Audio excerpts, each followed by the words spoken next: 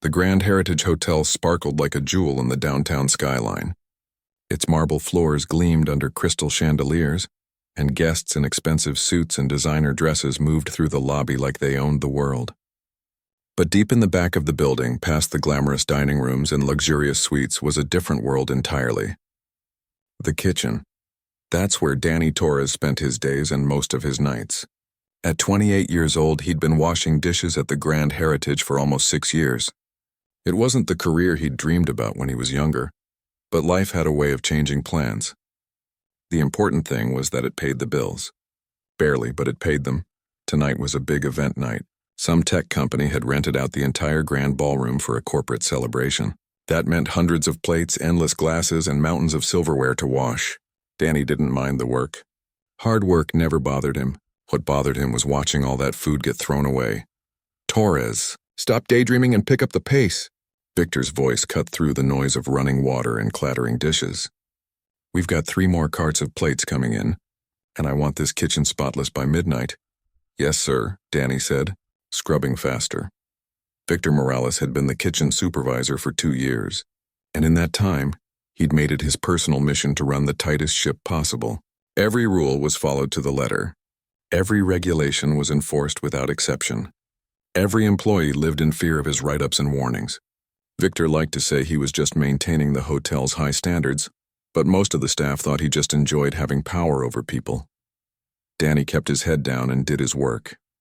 He couldn't afford to get on Victor's bad side, not with everything depending on this job. Around 10 p.m., the event finally wound down. Danny was assigned to the cleanup crew, which meant collecting all the leftover food and scraping plates. As he pushed his cart through the ballroom, he couldn't help but notice how much food was barely touched.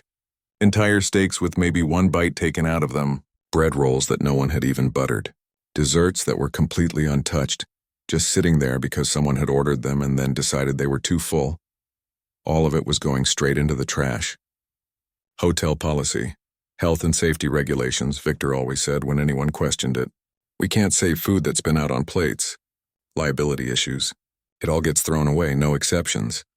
Danny had heard the speech 100 times. He understood the reasoning, sort of. But it still felt wrong, wasteful, especially when he knew there were people who would have been grateful for any of this food. People like his family. He pushed the thought away and focused on his work. Cart after cart of plates went to the dish station. Scrape, stack, spray, load into the industrial dishwasher. Repeat. His hands moved on autopilot while his mind wandered to what was waiting for him at home. What Danny didn't know was that someone had been watching him all evening. A man in a maintenance uniform, someone most of the staff assumed was new, had been observing the kitchen operations carefully. His name was Jim, or at least that's what his temporary ID badge said. In reality, Jim was James Mitchell, and he owned every Grand Heritage hotel in the country. 15 locations, thousands of employees, and a reputation for luxury service. But lately, something had been bothering him. Employee turnover was higher than it should be. Anonymous complaints were piling up on the corporate website. People were unhappy, and James needed to understand why. So he'd done something he'd never done before. He'd gone undercover.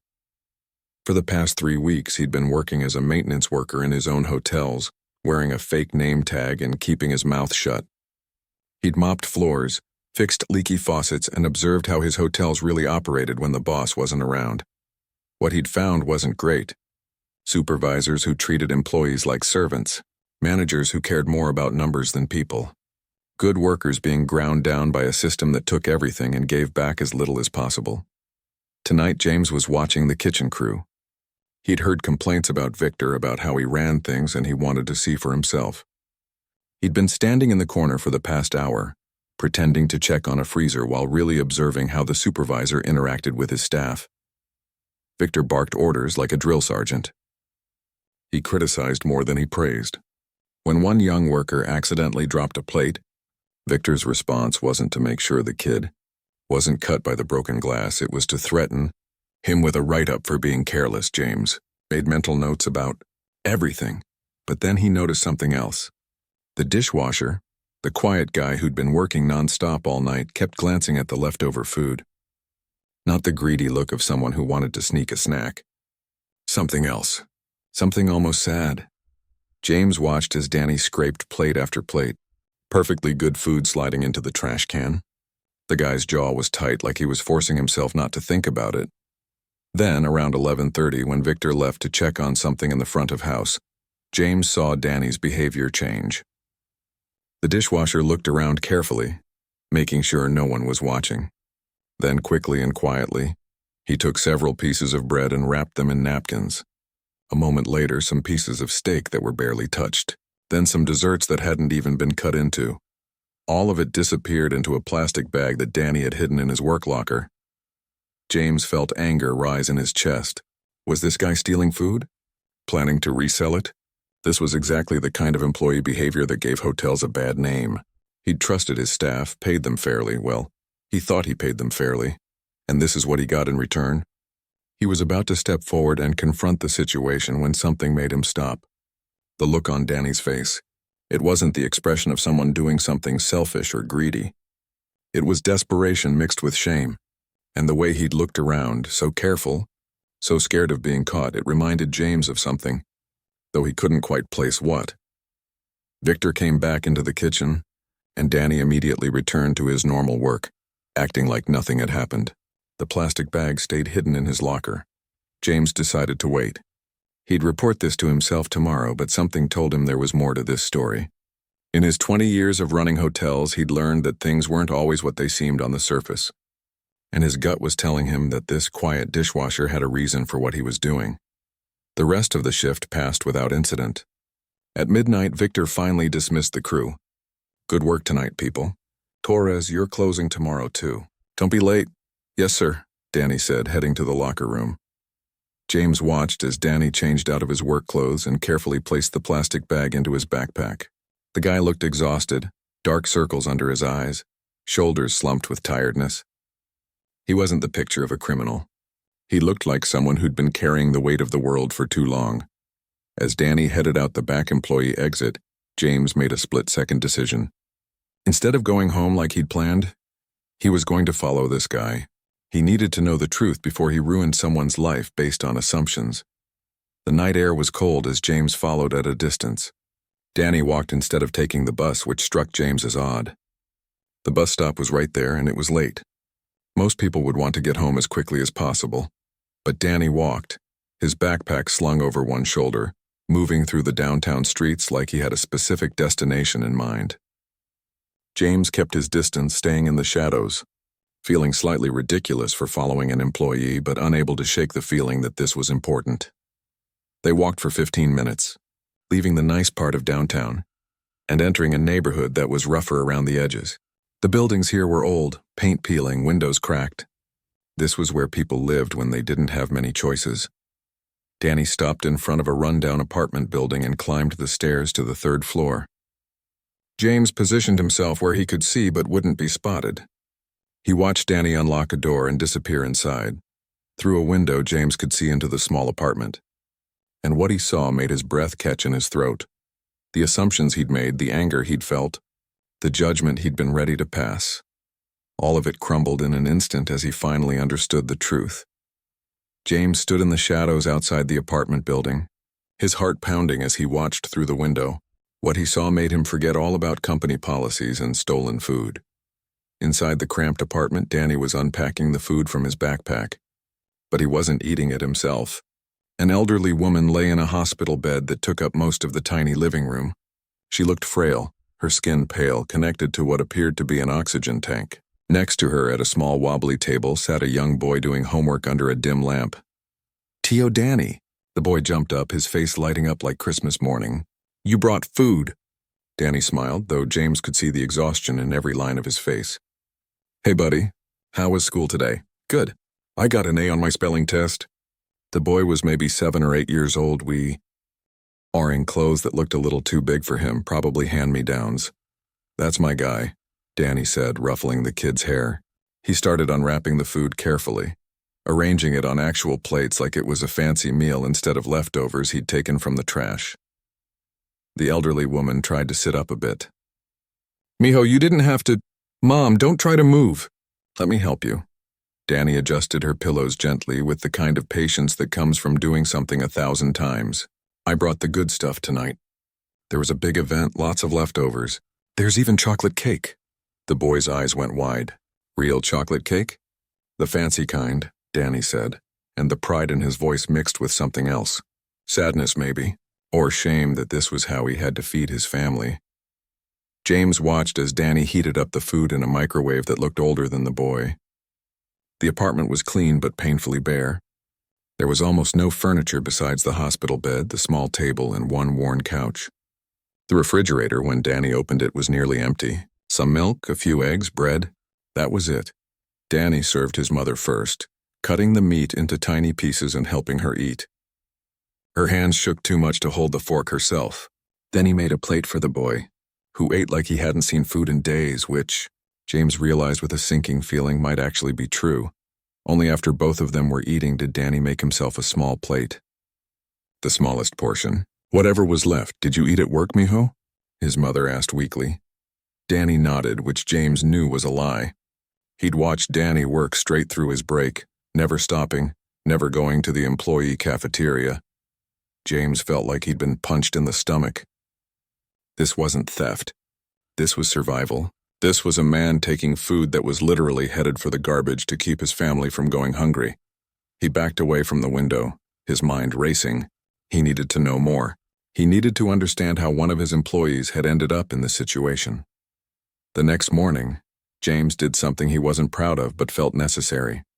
Using his CEO access from his real office across town, he pulled Danny's employee file. What he found made everything worse. Danny Torres, 6 years with the company, perfect attendance record, 0 complaints, multiple commendations from previous supervisors for reliability and hard work. Current position, dishwasher, night shift. Salary, minimum wage plus a small shift differential for working nights. The emergency contact section told a bigger story. Mother, Rosa Torres, guardian of Leo Torres, nephew, age 8. There was a note added 2 years ago updating his status as legal guardian. James dug deeper, feeling more like a stalker than a CEO but unable to stop himself. Public records showed that Danny had once been enrolled in college studying engineering. But he'd dropped out 6 years ago, right after his father died. That's when he'd started at the hotel. More searching revealed the real gut punch. Rosa Torres had stage 4 cancer. Her medical bills were astronomical, even with basic insurance. And 2 years ago, Danny's sister and her husband had died in a car accident, leaving their son Leo orphaned. Danny had taken him in without hesitation. James sat back in his office chair, staring at the computer screen. Danny was supporting 3 people on a dishwasher's salary, minimum wage, in one of the most expensive cities in the country. With medical bills that would crush most families even with good insurance, and the employee assistance program, James checked the records. Danny had applied twice. Both applications had been denied by Victor, marked as not urgent and applicant can manage on current salary. James felt rage building in his chest. Not at Danny, at himself. At the system he'd created. At supervisors like Victor who saw employees as numbers instead of people. But he wasn't ready to reveal himself yet. He needed to understand more. So that evening he went back to the hotel as Jim, ready to observe more closely. Over the next few days, James watched Danny like a hawk. The guy was always the first to volunteer for extra work. Always stayed late when asked. Never complained, never caused problems. During breaks, while other employees ate in the cafeteria or went outside to smoke, Danny would sit alone, often just drinking water and looking at his phone. James started timing his own breaks to coincide with Danny's. On the 3rd day, he worked up the courage to start a conversation.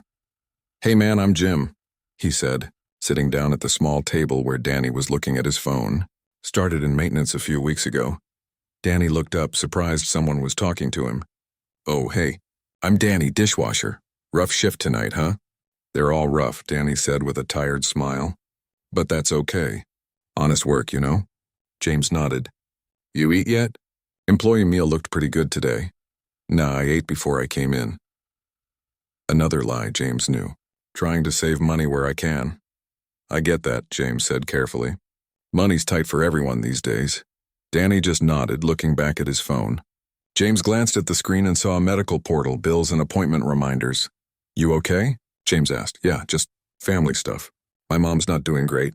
Doctor appointments and all that." Danny locked his phone quickly like he'd revealed too much. But we're managing. Always do. Something in those words, always do, hit James hard. This was a guy who'd been managing for years, holding everything together with duct tape and determination, never asking for help, just quietly doing what needed to be done. Over the next week, James observed more. He noticed that Danny always took the closing shift on event nights because that's when the most food got thrown away. He saw the careful way Danny would wrap food in napkins, his hands shaking slightly, always looking over his shoulder for Victor. One night, James witnessed something that made his blood boil. Victor caught Danny looking at a tray of leftover food from a wedding reception. Not touching it, not taking it, just looking. "Don't even think about it, Torres," Victor snapped, appearing out of nowhere like he'd been waiting to catch Danny doing something wrong. "I've got my eye on you. One wrong move and you're out of here. We have standards to maintain." Danny's face went pale. "Yes, sir. Sorry, sir. I was just cleaning up." "Make sure that's all you're doing," Victor said coldly. "I've worked too hard to build a clean operation here to have dishwashers stealing from us." After Victor walked away, James watched Danny's shoulders slump. The guy looked defeated, scared, exhausted, and James realized something important. Danny wasn't just taking food to feed his family. He was risking the only job he had, the only income supporting 3 people because he had no other choice. That night, James followed Danny home again. He watched through the window as Danny unpacked food for his mother and nephew. The boy was doing homework again, his small face scrunched up in concentration. Rosa was having a bad day, coughing weakly, barely able to eat. Danny helped his mother with her medication, checked Leo's homework, and then sat on the floor because there wasn't enough furniture for everyone to sit comfortably. He ate his small portion quietly while Leo chatted about his day at school. "Tio Danny, when's Mom coming back?" Leo asked suddenly. The room went quiet. Danny's face showed pain so raw that James had to look away. "Buddy, remember what we talked about? Your mom and dad, they're not coming back, but they're watching over you. And I'm here. Grandma's here. We're your family now." "I know," Leo said quietly. "I just miss them." "I miss them too," Danny said, pulling the boy into a hug. James turned away from the window, his eyes burning. He'd seen enough. More than enough. This wasn't about company policy or theft or rules. This was about a good man drowning in circumstances beyond his control, trying to keep his family afloat with nothing but determination and love. Tomorrow, things were going to change. James was going to make sure of it. But first, he needed to approach this carefully. Danny was proud, that was clear. He wasn't asking for charity or handouts.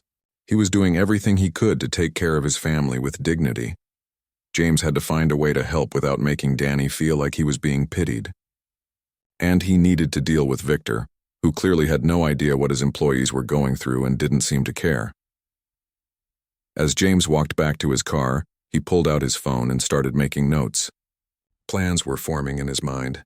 Big plans. Plans that would change not just Danny's life, but the entire way his hotels operated. Because if one employee was suffering like this, how many others were going through similar struggles? How many other people were slipping through the cracks while supervisors like Victor worried more about rules than humanity? James had built his empire on luxury and service. But somewhere along the way, he'd forgotten who made that luxury possible.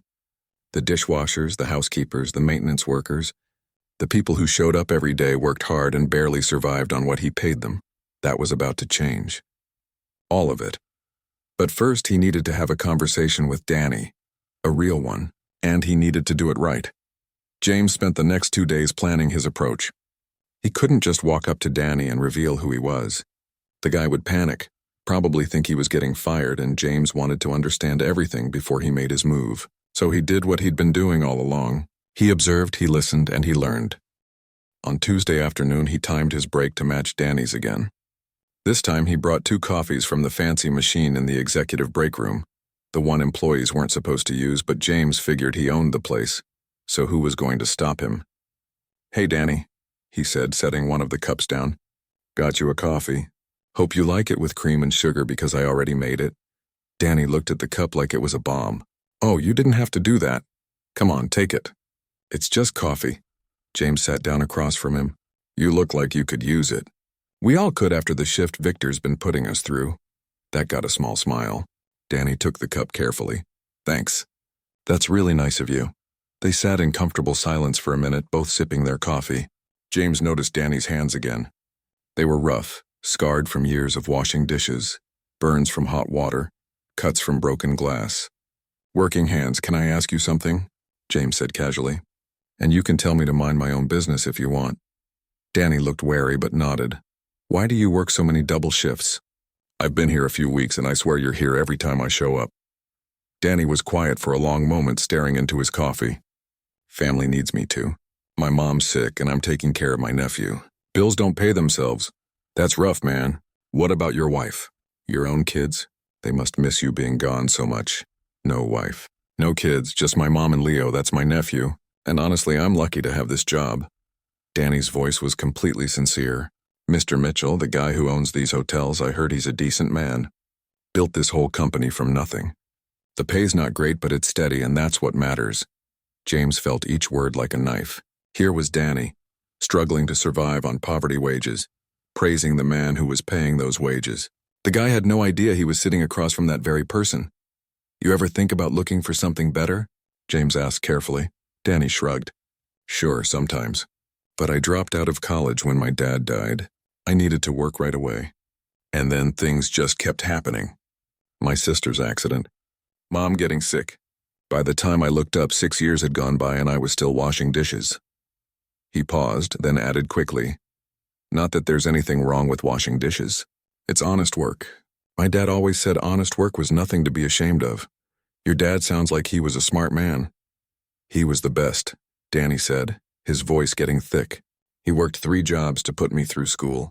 Wanted me to be an engineer, have a better life than he did. And then he had a heart attack at 52. Just dropped dead at work one day. I'm sorry. Yeah, me too.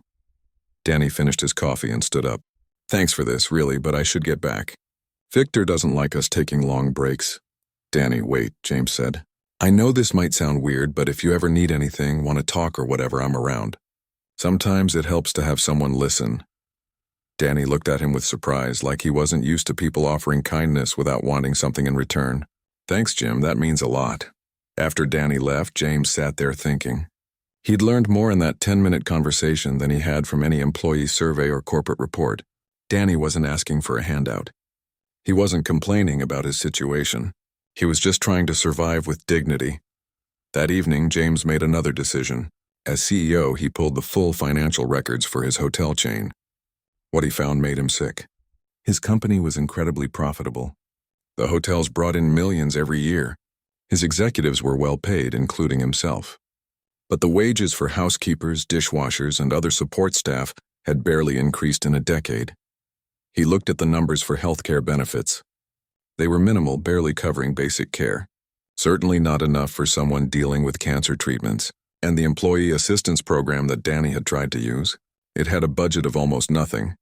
And supervisors like Victor had complete authority to deny requests without oversight. James had always thought he was running an ethical company. He'd focused on guest satisfaction, luxury experiences, 5-star ratings, but he'd never looked at what it actually cost his employees to make that luxury possible. The next day, he came back to work as Jim with a new plan. He needed to see Victor in action more closely. He needed to understand just how bad the management problem was. He didn't have to wait long. That afternoon, one of the housekeepers, a woman named Carmen who was about 60 years old, came to Victor asking if she could leave an hour early. Her grandson was in a school play and she'd promised to be there. You're scheduled until 6, Victor said flatly, not even looking up from his clipboard. If you leave early, that's an unexcused absence. 3 of those and you're terminated. But I requested this weeks ago, Carmen said, her voice shaking. I put it in the system. Not my problem. Should have requested it sooner. We're short-staffed and everyone needs to pull their weight. James watched Carmen's face crumble. She walked away, pulling out her phone to call her grandson and break the news. Through the doorway, he could hear her making excuses, promising she'd come to the next one, her voice thick with tears. Something in James snapped. He followed Victor into the supply room where the supervisor was doing inventory. Hey, Victor, James said. Can I ask you something? Victor glanced at him with barely concealed annoyance. What is it, Jim? I'm busy. Why didn't you let Carmen leave early? We're not that short-staffed. I could have covered her rooms. Because if I let one person leave early, everyone will want special treatment. Rules are rules. That's how you maintain discipline. But it was her grandson's school play. That's important. Victor turned to face him fully, his expression hard. Let me tell you something about this business, Jim. You seem like a nice guy, but you're new, so you don't understand yet. These people will take advantage of any kindness you show them. You give an inch, they take a mile. I run a tight operation here because that's what Mr. Mitchell expects. Excellence, standards, not a bunch of employees running off whenever they feel like it. You really think that's what Mr. Mitchell wants? People missing their grandkids' plays? Mr. Mitchell wants his hotels to run smoothly and profitably. That's what I deliver. The employees get their paychecks. That's the deal. They don't like it, they can work somewhere else. James had to physically stop himself from revealing his identity right then and there, but he managed to keep his cool. What about Danny Torres? The dishwasher? I heard he applied for assistance twice and got denied. Victor's eyes narrowed. You're awfully interested in things that aren't your business. Just curious. Guy seems to work hard. Torres is fine. He works, he gets paid. His personal problems aren't the company's concern. We're not a charity. Victor went back to his clipboard. Now, if you don't mind, I've got work to do. And so do you. James left before he said something he couldn't take back. But now he knew exactly what he was dealing with. Victor wasn't just strict. He was cruel. He'd taken the concept of professional management and turned it into something cold and heartless. That night, James didn't follow Danny home. Instead, he went back to his real office and started making calls. He called his head of HR, his CFO, his operations director. He told them all the same thing. Clear your schedule for tomorrow. We're having an emergency meeting at the Grand Heritage Hotel. Then he made one more call, this one to his lawyer. I need to know exactly what I can and can't do regarding employee compensation and benefits. And I need to know tonight. By midnight, James had a plan. It was going to be expensive. It was going to require major changes. Some of his executives would push back, worried about profit margins and quarterly reports. But James didn't care. He'd built this company to be successful, yes, but not at the cost of people's humanity. Not at the cost of good employees like Danny working themselves to death and still not being able to feed their families. Not at the cost of grandmothers missing their grandson's school plays. Tomorrow, everything was going to change. But first, he needed to have a conversation with Danny. A real one where he stopped hiding behind a fake name and faced the truth of what his company had become. He just hoped Danny would understand. And more than that, he hoped Danny would give him a chance to make things right. James looked at the clock. 2 a.m. Danny would be at work in 5 hours, starting another double shift, probably planning how to sneak more food home without getting caught by Victor. Not for much longer, James promised himself. Not for much longer. He picked up his phone and typed out a message to his assistant. Schedule a company-wide meeting at the Grand Heritage Hotel tomorrow at 2 p.m. All staff required to attend. No exceptions. Then he added one more line. And someone find me Danny Torres before the meeting. I need to talk to him first. James leaned back in his chair, staring at the ceiling. Tomorrow was going to be one of the most important days of his life. Not because of business deals or profit margins, but because he was finally going to do what he should have done years ago. Take care of the people who took care of his business. Danny was halfway through his morning shift when someone from HR came looking for him. A woman in a professional suit carrying a tablet, scanning the kitchen like she was searching for someone specific. Danny Torres? She called out. Danny's stomach dropped. HR never came looking for dishwashers unless something was very wrong. He wiped his hands on his apron and walked over, his heart pounding. That's me, he said, trying to keep his voice steady. You need to come with me, please. Someone wants to speak with you.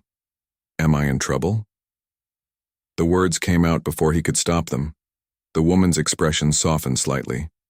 No, nothing like that. Just come with me. Victor appeared from nowhere as usual. Torres, what's going on? You're in the middle of a shift. I'm taking him for a meeting, the HR woman said, her tone leaving no room for argument. It's been approved. Danny followed her through the hotel, his mind racing through every possible scenario. Had someone reported him for taking the food? Had they checked the security cameras? Was he about to lose his job? He thought about Leo, about his mom's medication that was due for refill next week, about the rent that was already late. They went up in the elevator, higher and higher. Danny had never been past the second floor. The maintenance areas, the kitchens, the break rooms, that was his world. But now they were going to the 10th floor, where the executive offices were. The HR woman led him to a conference room and opened the door. "Go ahead in." Danny stepped inside and froze. Sitting at the big table was Jim, the maintenance guy, the one who'd bought him coffee and been nice to him. But something was different. Jim was wearing an expensive suit now, not the maintenance uniform, and sitting next to him were several other people in business attire, all looking official and serious. "Danny, please sit down," Jim said, gesturing to a chair. Danny sat, confused and terrified. "Jim, what's going on? Why are you dressed like that?" Jim took a deep breath. "Because Jim isn't my real name. I'm James Mitchell. I own this hotel, all of them, actually." The room tilted. Danny gripped the edge of the table to steady himself. You're Mr. Mitchell?" "I am. And before you panic, you're not in trouble. I promise you that. But I need to explain some things and I need you to listen. Can you do that?" Danny couldn't speak. He just nodded. "For the past month, I've been working undercover in my hotels, trying to understand why so many employees were unhappy. I've been mopping floors, fixing things, watching how the hotels really operate when the boss isn't around." James leaned forward. "And 3 weeks ago, I was at this hotel in the kitchen and I saw you take food from the cleanup." Danny's face went white. His hands started shaking. "Sir, I can explain." "I know," James said gently. "I followed you home that night. I saw your mother. I saw your nephew. I saw that tiny apartment and the empty refrigerator and the hospital bed taking up the whole living room." Tears started rolling down Danny's face before he could stop them. "Please don't fire me. I know it was wrong. I know it's against policy. But that food was going in the trash anyway. And Leo is growing. He needs to eat. And my mom can barely keep anything down, but sometimes the fancy food is easier on her stomach, and I just..." His voice broke. "Please, I need this job. I'll pay back whatever you think the food was worth. I'll work extra shifts. Just please don't fire me." "Danny, stop," James said firmly. "You're not being fired. You're not in trouble. I'm the one who should be apologizing to you." Danny wiped his eyes, confused. "What?" "I pulled your employee file. I saw that you've been with us for 6 years. Perfect attendance. 0 complaints. Multiple commendations. You're one of the best employees we have. And you know what else?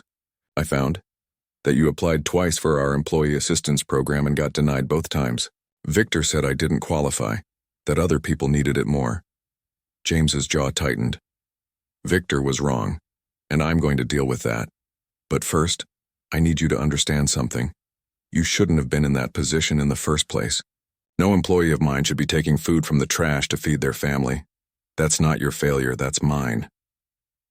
"I don't understand," Danny said quietly. One of the other executives, a woman with kind eyes, spoke up. "What Mr. Mitchell is trying to say is that we've failed you. The wages we pay aren't enough for people to live on. Our benefits don't cover real medical emergencies. Our assistance programs are too small and too difficult to access. We've been so focused on profits and guest satisfaction that we forgot about the people who make it all possible. I've spent the last 2 days reviewing everything," James continued. "Your salary, your benefits, the resources available to you. And I've realized that what we've been paying you is shameful. You work harder than most people I know, and you're barely surviving. That ends today." Danny just stared at him, unable to process what he was hearing. James slid a folder across the table. "I want to offer you a new position. We're creating a new role called Employee Wellness Coordinator.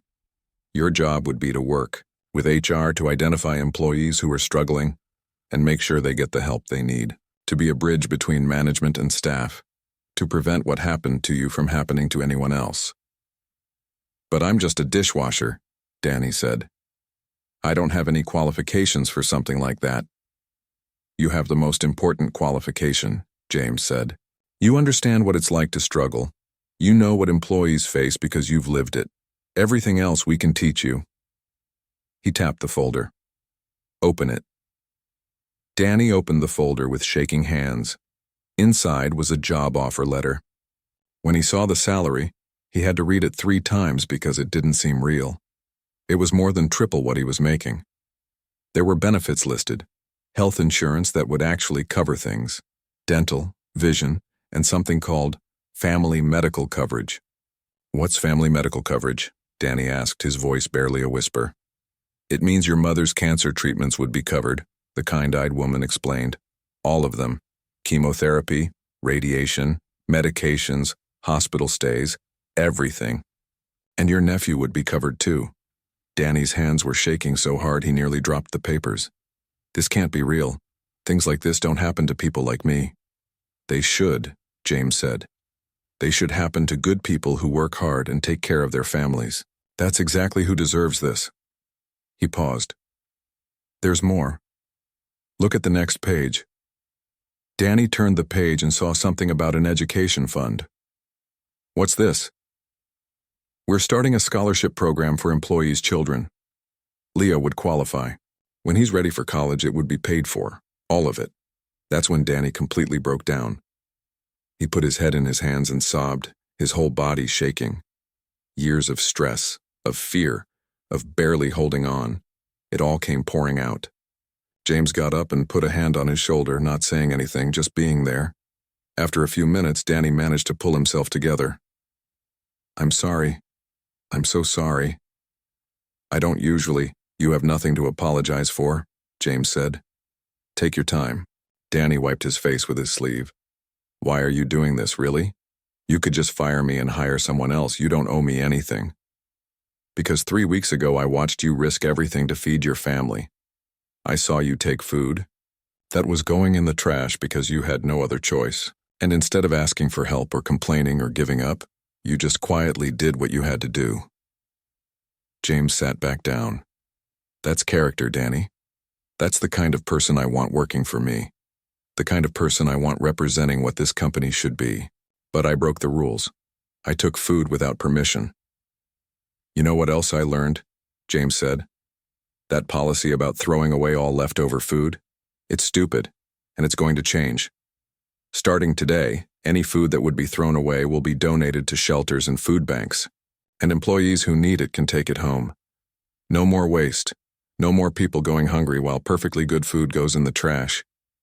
Danny looked around the room at all the executives. "Is this really happening? This isn't some kind of joke?" The kind-eyed woman smiled. "It's really happening. And there's going to be a lot more changes. We're raising the minimum wage for all employees across all our hotels. We're improving benefits. We're completely overhauling how we support our staff." "When would I start?" Danny asked, still not quite believing any of this.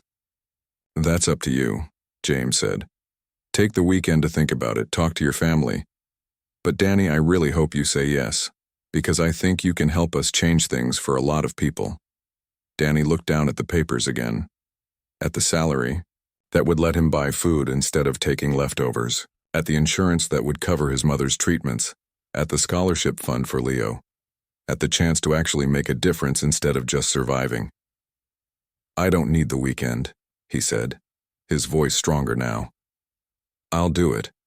Yes, absolutely yes."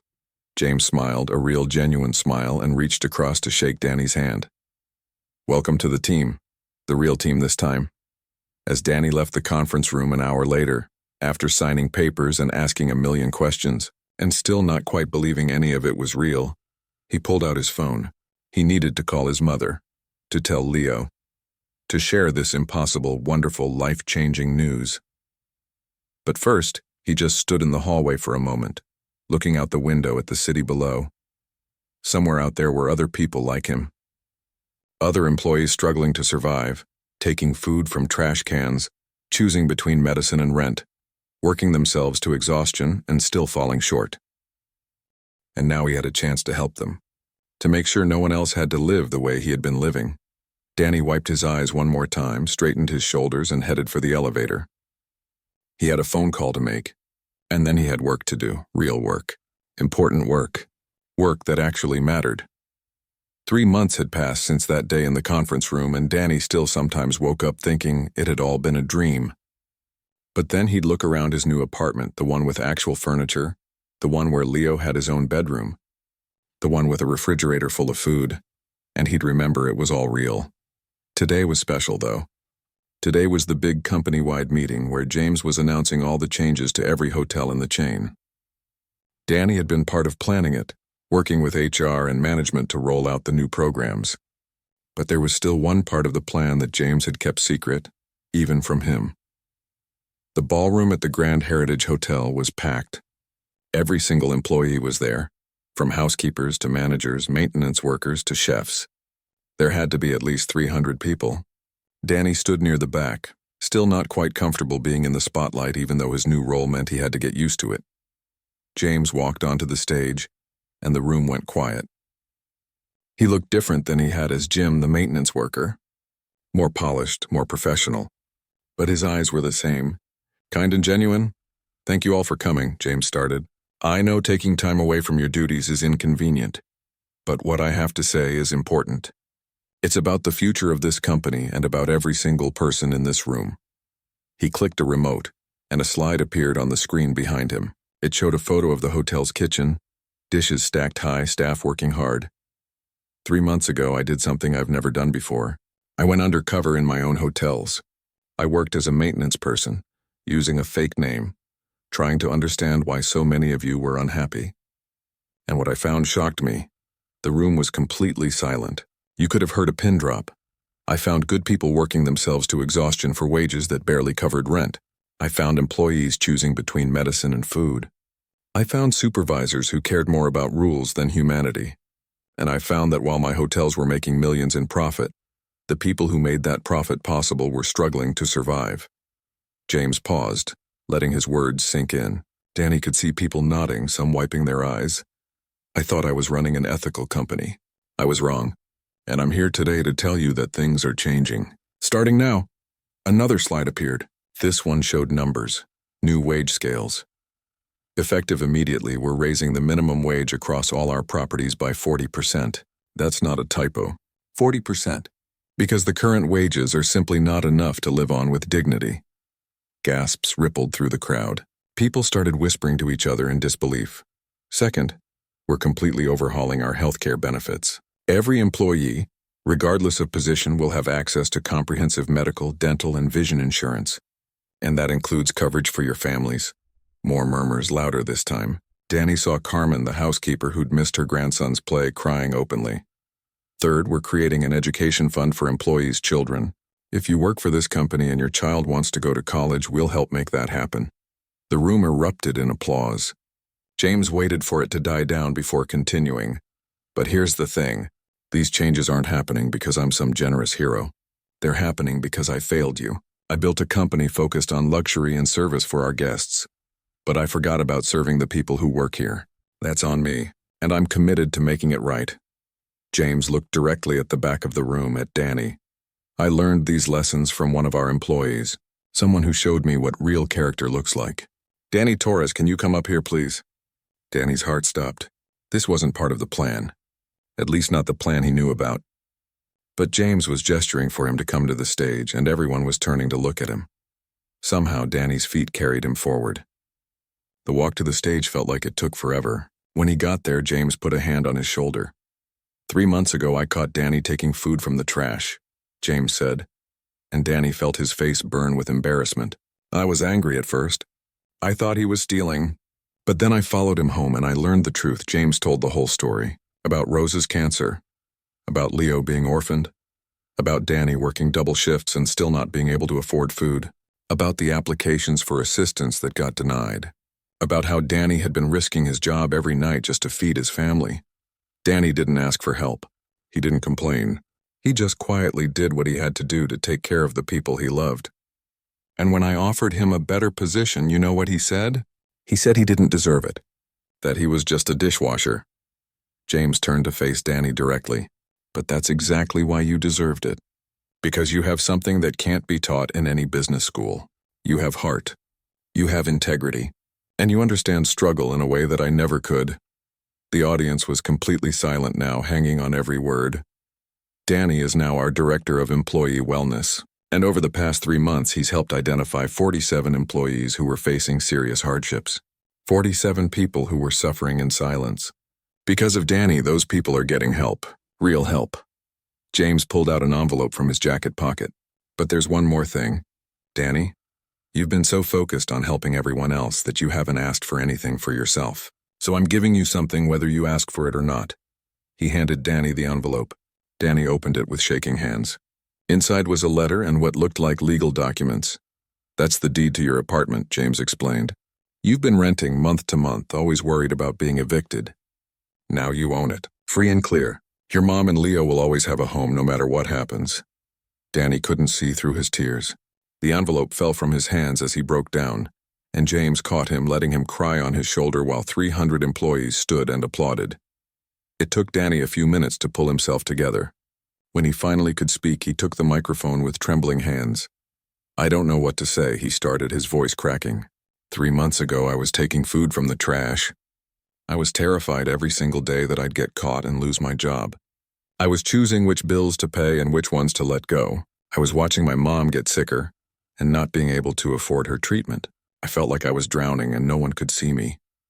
He looked out at the crowd, at all the faces looking back at him. And I know some of you feel like that right now. Like you're invisible, like you're working as hard as you can and it's still not enough. Like one bad break would destroy everything. Danny wiped his eyes. But I want you to know something.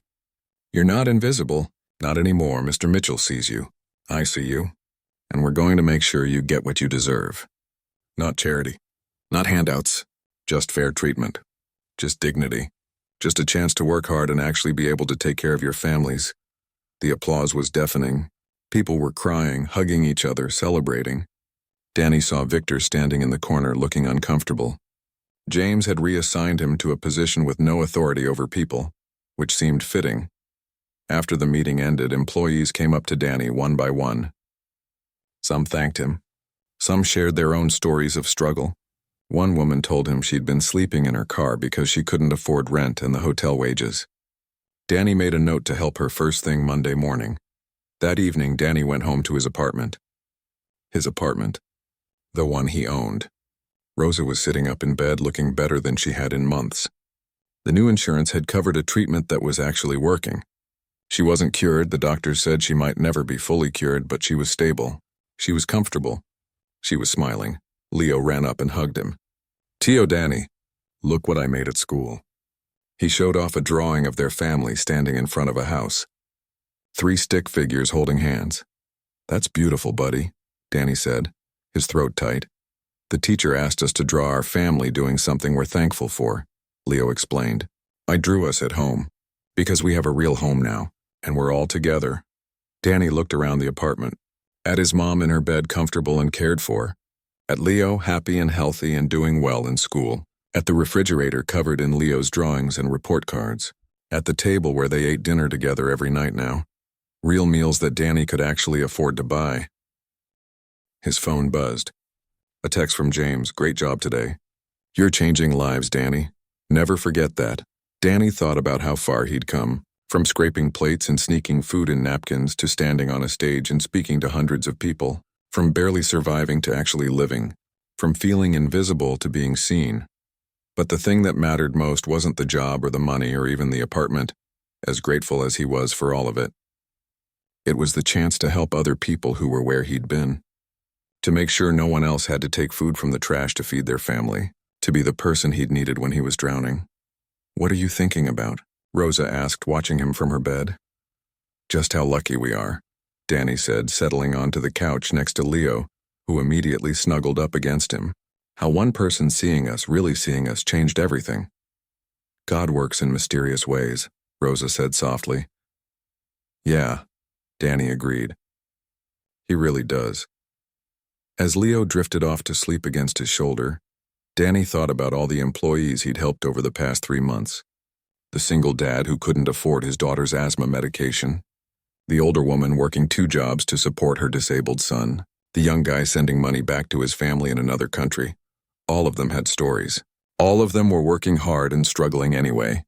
And now, because one CEO had taken the time to look beyond the surface, because he'd seen Danny taking food and decided to understand why instead of just punish, All of their lives were getting better. Danny had learned something important through all of this.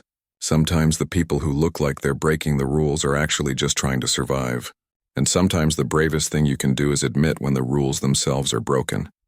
He kissed the top of Leo's head and closed his eyes, more grateful than he'd ever been in his life. Tomorrow he'd go back to work, back to helping people, back to making sure that everyone who worked at the Grand Heritage Hotel chain was treated with dignity and respect. But tonight, he was just going to sit here with his family in his home and be thankful that someone finally saw him,